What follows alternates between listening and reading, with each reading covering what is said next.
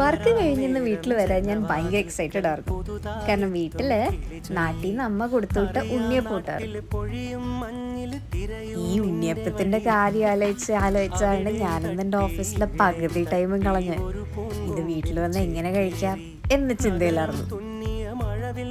ഉണ്ണിയപ്പം എന്ന് പറയുമ്പോൾ എനിക്ക് ഒരുപാട് മെമ്മറീസ് ഉണ്ട്. ബട്ട് മനസ്സിൽ ആദ്യം വരുന്നത് പണ്ടത്തെ ഓണക്കാലം. പണ്ട് കുട്ടികളായിരുന്ന സ്കൂളിൽ പോണ സമയത്ത് ഓണം ആകുമ്പോഴായിരുന്നു അമ്മ വീട്ടിൽ ഉണ്ണിയപ്പം ഉണ്ടാക്കുന്നതും ചിപ്സ് വറുക്കുന്നതൊക്കെ. അതുകൊണ്ട് ഉണ്ണിയപ്പത്തിന് മണം കിട്ടുമ്പോൾ തന്നെ എനിക്ക് ആ പഴയ ഓണക്കാലവും ആ കൊച്ചു കൊച്ചു ഓർമ്മകളൊക്കെ തിരിച്ചു വരും.